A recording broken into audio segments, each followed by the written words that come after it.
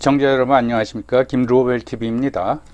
며칠 전, 그러니까 6월 8일 싱하이밍 중국 대사가 이재명 대표를 만난 자리에서 한 발언, 즉 미국에 줄 서면 나중에 반드시 후회할 것이다 라는 망언이죠. 이것 때문에 이제 국내가 난리가 났습니다. 협박이다, 내정 간섭이다, 이런 비난은 물론이고, 이 대표는 그러한 무례한 얘기를 듣고도 어떻게 가만히 있었느냐 라고 하면서 이 대표에 대한 비난도 엄청나게 쏟아지고 있습니다. 저는 그러한 지적에 동의를 합니다. 그렇지만은 언론이 분석하는 거 또는 언론이 다루지 않는 좀 더 다른 의미를 찾아보고자 합니다. 이번 만남과 싱하이밍 중국 대사의 발언은 한마디로 이재명 대표와 민주당의 뒷배는 중국이다, 이거를 완전히 공개적으로 드러낸 겁니다. 민주당과 전 정권이 중국하고 가깝게 지낸다라는 거는 대부분 알고 있었지만은 중국이 이제는 공개적으로 그거를 드러냈고, 이재명 대표 또한 맞아, 내 뒷배는 중국이야, 이걸 이제 보여줘야겠다 라고 해서 이런 만남이 성사된 걸로 이해하시면 됩니다. 지난 정권에서 외교부장 왕이가, 중국 외교부장이죠, 문재인 대통령 팔을 툭 치고 그것도 여러 차례가 있었습니다. 그리고 2019년에는 민주당의 정책연구원인 민주연구원이 중국 공산당 당학교죠 하고 교류협정을 체결하고, 특히 문 대통령이 중국 공식 방문했을 적에 중국이 일정을 만들어 주지 않아서 자기네가 초청하고도 일정을 만들어 주지 않았습니다. 그래서 10끼 중에 8끼 혼밥하는 걸 보면서 야, 이건 진짜 굴종적이다. 그런데 이렇게 이제 많은 사람들이 그런 것을 짐작은 하고 있었지만은 이제는 아예 당사자들이 그 관계를 공개적으로 드러낸 것입니다. 오늘 그 사정을 한번 살펴보도록 하겠습니다.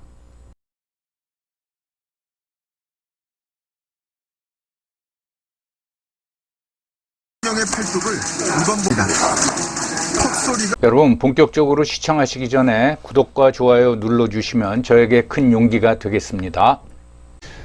저는 몇 년 전서부터 정치인 이재명을 볼 때마다 미스테리한 인물이로구나 라는 생각을 했습니다. 그리고 여러 가지 의문점을 가지고 있었어요.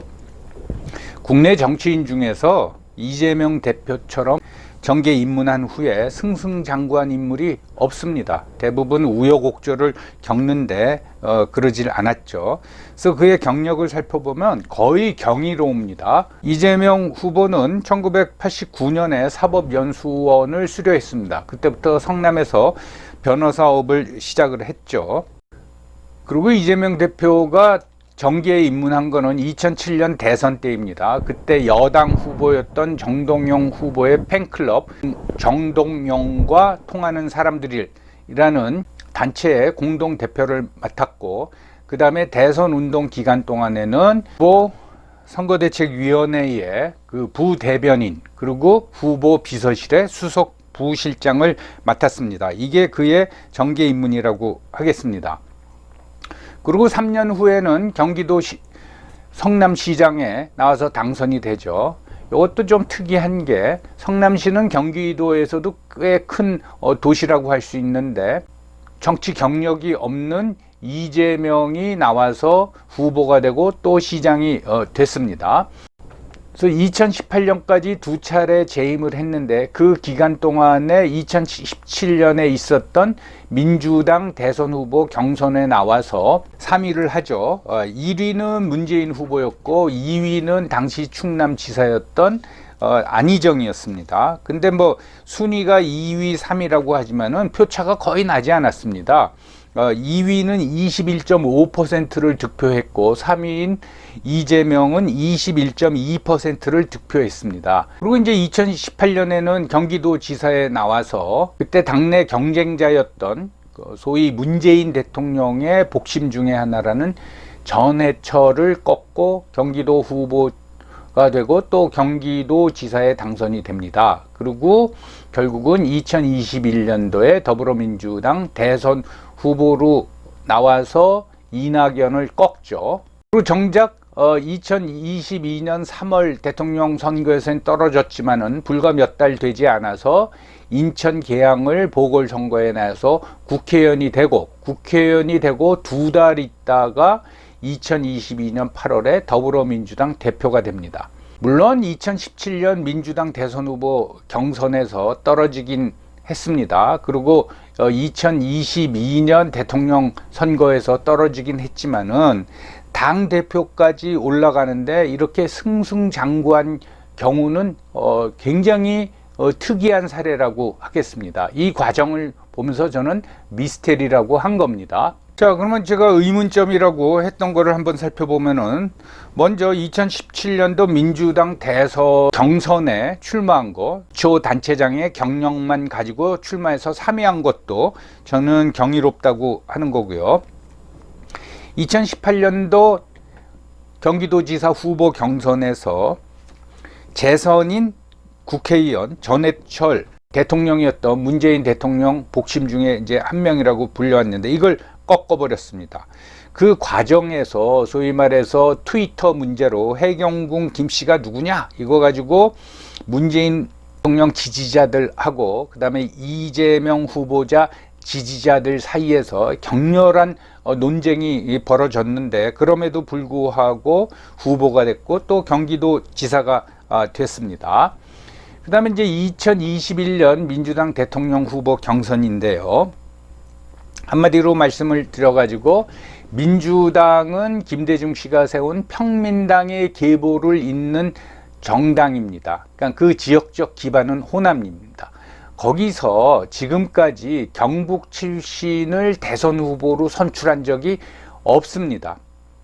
물론 그 후에 민주당의 선거연합이 호남과 경남 PK하고 손을 잡는 거였기 때문에 노무현 후보나 문재인 후보를 선출하고 그 두 사람이 대통령이 된 경우는 있지만은 경북 출신을 후보로 뽑은 적은 없습니다. 그리고 이제 이 과정에서도 호남 출신인 당시 민주당 대표 송영길이 결정적인 도움을 주죠. 그러니까 최종 득표를 어떻게 판정할 것이냐 했을 적에 중도 하차한 후보들의 표를 어떻게 처리할 것이냐. 그래서 이낙연 후보는 어쨌든 경선에 참여했기 때문에 그 사람들의 표도 계산을 해야 된다 했는데 송영길 대표가 그걸 빼버렸어요. 이재명 후보가 이제 50% 넘는 득표를 해서 대통령 후보가 될 수 있었던 거죠. 그 다음에 2022년 그 6월에 있었던 보궐선거에서 인천 계양을 지역구를 송영길 대표로부터 물려받지요. 이것도 희한한 일이죠. 그리고 지역구를 물려준 송영길은 인천 출신이 서울시장 선거에 나와서 이제 떨어집니다. 그래서 이제 국회의원이 된 이재명 의원은 선거 끝나고 2달 있다가 더불어민주당 당내 대표 선거에 나서 박용진을 꺾고 당선이 됩니다. 이때 당대표에 출마하려고 그러니까 대선에서 패배한 후보가 어떻게 선거 끝나고 5달 만에 당대표를 하겠다고 그러느냐. 예전에 문재인도 2012년에 지고 나서는 3년을 기다린 후에 당대표가 됐다. 그런 뭐 지적이 많았지만 뭐 아랑곳하지 않고 나와서 당선이 됐습니다. 그것도 역대 최대 득표율이었습니다. 그러니까 총 77.7%의 득표를 얻어서 당대표가 됐는데 특히 국민 여론조사는 82.26%를 얻었고요. 일반 당원조사는 무려 86.25%를 얻었습니다. 경이롭죠, 이거는. 호남에서도 뭐 압도적으로 이겼죠. 특히 이 과정에서 송영길 대표의 역할을 우리가 한번 생각해 봐야 됩니다. 송영길 대표가 당대표가 될 적에 이재명이 지원을 해줬고 또 대통령 후보 경선에서는 송영길 대표가 이재명 후보를 지원해줬고 그 이후에는 지역구도 물려줬고 이런 식으로 너무나 둘이 짬짬이가 잘 되는 거죠. 그런데 송영길 대표가 어떤 인물입니까? 송영길 대표는 우리나라 정계에서 아주 대표적인 친중 인사 중에 하나입니다. 어떤 일이 있었나 하면은 뭐 민주당 전체가 굉장히 친중적이긴 하지만은 어떤 사람이 송영길 대표와 얘기를 하면서 G2라는 발언을 했다는 겁니다. 그러니까 미국과 중국 G2 그러니까 송영길 의원이 뭐 약간 화를 냈다는 거 아닙니까? G2가 지금 어디 있어? G1이지. 그러니까 중국이라 이거죠. 그 정도로 굉장히 친중적인 인물인데 그런 송영길 대표하고 이재명 대표의 꿍짝이 너무 잘 맞는 거예요. 이렇게 이제 이재명 대표가 지금까지 승승장구를 할 적에 이재명 대표의 지지 세력이 누구냐? 그러면 이제 흔히 이제 개딸을 많이 예를 들죠. 하지만 개딸이라는 명칭 자체는 대선 기간 동안에 나타난 거고, 물론 성남시장 때부터 어떤 팬덤을 가지고 있긴 합니다. 근데 이 개딸들 또는 그런 팬덤의 어떤 그 영향력이라는 거는 뭐 아무래도 좀 제한적이라고 할 수가 있죠. 그리고 이제 경기 동부연합을 많이 예를 들죠. 성남이 경기 동부연합의 본거지이기 때문에 결국은 성남에서 활동하던 이재명 대표가 경기 동부연합하고 손을 잡고 이렇게 세를 확장하게 됐다 그러는데, 그런 개딸이나 경기 동부연합이 당대표 선거에서 뭐 77%의 득표를 할 만큼 전국적인 영향력을 가지고 있느냐? 그렇진 않죠. 그렇다면은 결국은 요번 싱하이밍 중국 대사와의 만남을 통해서 이재명 대표의 뒷배가 중국이었구나, 그게 드러난 거다라고 제가 주장을 하는데면, 도대체 중국이 어떻게 도울 수 있느냐? 도울 방법은 엄청나게 많습니다. 이게 나중에는 이제 밝혀질 겁니다. 어마어마한 영향력을 중국은 우리나라 정치에 행사하고 있다, 그렇게 생각하시면 됩니다. 그러면 왜 이 시기에 그러한 만남을 공개적으로 했느냐, 그 문제인데, 먼저 말씀을 드리는 거는 이 만남은 의전이 맞지가 않습니다. 중국은 한국에 대사를 보낼 적에 외교부 국장급을 보냅니다. 우리는 거의 뭐 부총리급을 중국 대사로 보내죠. 그 사람들은 국장급을 보냅니다. 그러니까 국장급 외국 대사가 자기 집으로 우리나라 제1당 국회의 과반수를 차지하고 있는 제1당 대표를 부른 거예요. 이건 상당한 결례라고 할 수 있고, 그런 부름에는 응하지 않아야 된다는 거죠. 중국 대사가 그런 당대표를 만나고 싶으면은 호텔로 제가 식사를 대접하겠습니다, 그건 되지만은 관저로 와라 해서 이제 부른 거는 상당한 결례고, 거기에 응한 것도 굴욕적이다 라는 지적은 틀린 게 아닙니다. 중국이 최근에 국내적으로나 국제적으로나 상당한 위기에 몰리고 있는 상황입니다. 경제도 상당히 상황이 안 좋고 사회적 소요도 심해가지고 이게 정치적으로 이어지지 않나, 그런 이제 위기감을 가지고 있습니다. 국제적으로도 상당히 지금 몰리고 있는데, 특히 동아시아 전략 구상에 있어서 한국이 굉장히 결정적인데, 윤석열 대통령 취임하고 난 후에 그동안의 친중에서 우리가 미국에 협조하는 쪽으로 상당히 기울어지니까 중국은 굉장히 초조했겠죠. 그래서 결국은 양쪽의 이익이 맞아 떨어진 겁니다. 중국은 노골적으로, 자 봐라, 난 한국에서 이재명을 지지하고 난 이재명한테 메시지를 줬다, 미국에 줄 잘못 썼다가는 망하는 수가 있어 라는 난 지침을 줬다. 그러니까 이재명뿐만 아니라 이재명 지지자들도 나의 지침을 따라라, 그걸 이제 보여준 거고요. 이재명 대표 입장에서는 솔직히 당 내외적으로 궁지에 몰리니까, 자 봤지, 내 뒷배는 중국이야, 이걸 이제 과시한 거죠. 그럼에도 불구하고 이 모임은 두 사람 다 상당한 판단 착오를 했다고 저는 이제 평하는데요.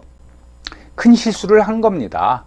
이게 급하긴 급하구나, 그런 이제 판단이 있는데 굉장히 미숙한 거죠. 지금 전 세계적으로 반중 감정이 우리나라가 제일 높다고 그러는데 당대표를 불러다가 너희들 줄 잘못 섰다, 그러다가 혼나는 수가 있다, 이런 메시지를 공개적으로 보낸 거는 참 중국이 미숙하다, 급하긴 급했구나. 그러나 앞으로 중국 대사가 당대표를, 이재명 대표를 불러놓고 공개적으로 지침을 줬기 때문에 이재명 대표는 그걸 따를 수밖에 없습니다. 그래서 반미 친중 기조를 굉장히 구체화하고 목청을 높일 겁니다. 그러면은 또 개딸들도 거기에 이제 호응하겠죠. 그러면 어떤 일이 일어나느냐? 그거는 뭐 지켜보는 수밖에 없는데, 중국과 이재명 대표, 더 크게는 민주당의 손해만 가지, 뭐 자기네들이 의도한 대로 사회 분위기가 흘러가지는 않을 것 같습니다. 여러분, 오늘도 시청해 주셔서 감사합니다. For the sake of peace in Asia. However, if China continues to make such 你去过中国吗？你知道中国从一个一穷二白的面貌，把6亿以上的人，中国现在已经成为人均8000美元的一个世界第2大经济体吗？如果我们不能够很好的，不是你，而是中国人自己。你没有发言权，而中国有发言权。所以，请你不要再做这种不负责任的这种建议。但是，我们拒绝任何无端的指责。